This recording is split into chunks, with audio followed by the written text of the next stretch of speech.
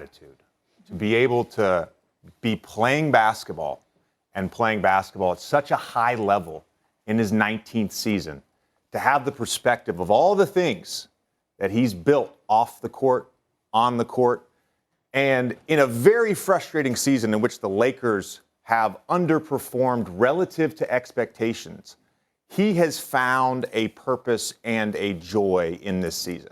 And yes, in a way, the purpose is probably very much individually oriented in the sense that he's going for the scoring title. He's passed Karl Malone. He's got a chance in the next year or so to pass Kareem as the all-time scorer. But this is to me LeBron grown up. This is an example of his maturity, the gratitude he has for being able to play this game, the game that he loves so much.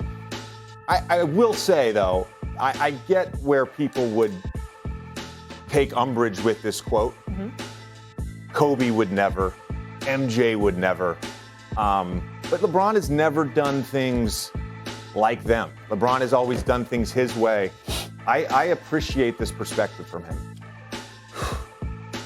I was prepared to disagree with you because I didn't see the quote in its entirety. Yes. When you hear, I'm having the time of my life, that definitely was going to get me riled up because he should not be feeling that way. But when you watch what he said, and I'm glad that we got context, I don't disagree with you. But I do think the totality of his quote requires a more macro conversation. LeBron James can say what he said because LeBron James doesn't cheat the game of basketball. LeBron James shows up most nights. He balls out. At age 37 in his 19th season, the brother's averaging 38-6. 38-6. At age 37, his 19th season in the league. There is no doubt that there is no player in the history of basketball that has been this good for this long. But the fact that he shows up 99.9% of the time, he does his post-game interviews. He fulfills. He's a guy that embraces all the responsibilities that come with being an ambassador of the game of basketball. See, these are the moments right here where folks like myself and others have a requirement, in my opinion, to step back and appreciate what this man means to the game of basketball. Because he upholds it, not just with his performance, but with the professionalism, the integrity, and all the other elements that are supposed to come with it. But when you say something like that, we need to highlight the fact that, LeBron, you can. Nobody else better not say that. Because there's not enough people doing what he does. And I'm not talking about statistics. I'm talking about the game itself. You see, you don't play for free.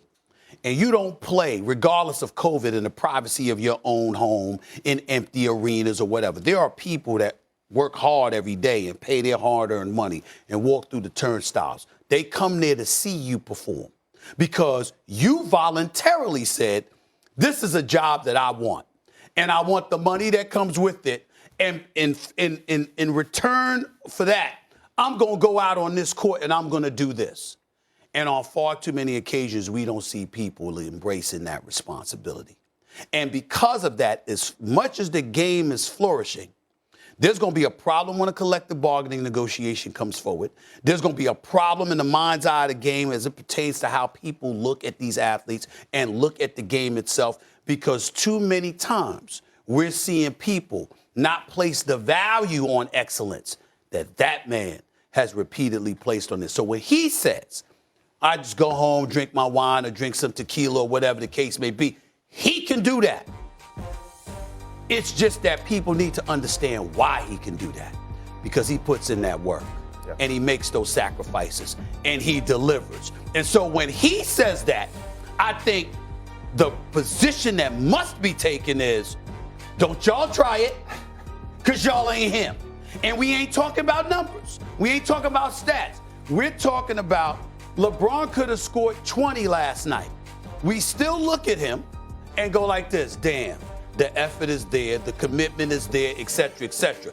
You can't No, the normal dude can't be 10 games under 500, have all the drama that's come associated with the Lakers this season, the dysfunctionality that has raked through this franchise, the embarrassment, got Magic Johnson half the time calling him out, along with James Worthy. James Worthy looked like he needs to take some Prozac after every damn Lakers game, for crying out loud, in studio after every loss, because he can't believe how bad they've looked and how dysfunctional they've looked. When something like that is happening, you can't be talking about, I'm good, I'm happy, unless you're LeBron James and you do what he does, for the most part, on a night-in, night-out basis. That's what I think needs to be said.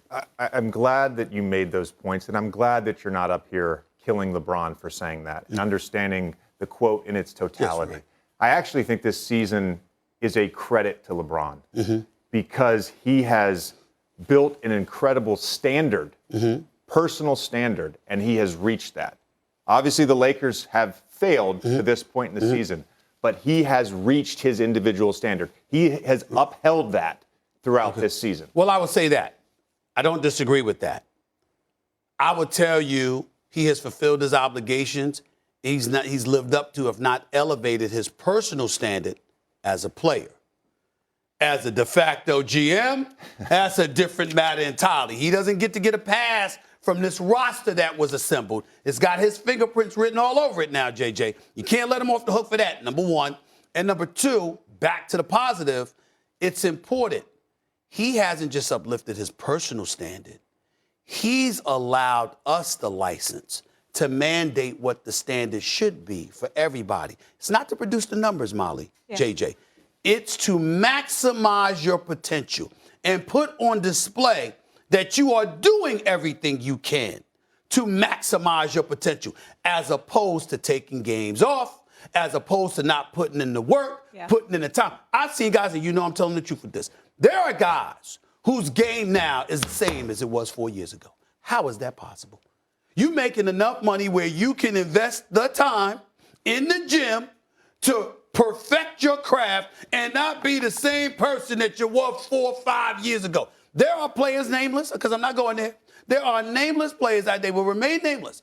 Their game hasn't changed, hasn't evolved, hasn't improved. The complacency is clearly obvious. I'm getting paid. I'm good. Let me work out and be in condition, but not work on my game. He doesn't do that. This is why LeBron is LeBron. Yeah. This is why LeBron is LeBron. And that's what I was speaking to when I talked about that individual standard. Right. And I love the fact that in a lost season, for the most part, he can find joy, whether it's on the court or off the court. He even mentioned, he talked about the frustrations, what he could do better, what the team could do better. He's acknowledging all of that. But the fact that he can find a joy and a purpose in this season is a credit to him. Okay. Absolutely. I'm not going to He's refute staying that. in the moment. Yes. Regardless of where he is. LeBron, though, guys, how about the dunk? Put his former teammate, Kevin Love, on a poster last night. What'd you think, Stephen A? One of his better dunks? It was all right. It was all right. It was all right. It was all right. Listen, Kevin Love, God bless him. First of all, he'd never try to jump with LeBron. That ain't his game. Secondly, and more importantly, remember Kevin Love is a guy. I mean, he tried to flop there and get an offensive foul. Should have moved out the way. I love how LeBron messed with him a little bit. I love how they love each other. Kevin Love is hard not to love. He's one of the best people you'll ever meet. He really, really is a really great guy. But I gotta tell you, JJ, we don't have the footage right now.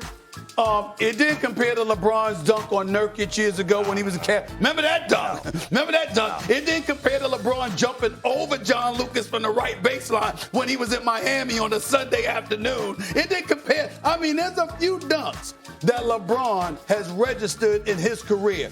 I don't even have this as top 5 for LeBron. Have Kevin stayed in position? Yeah.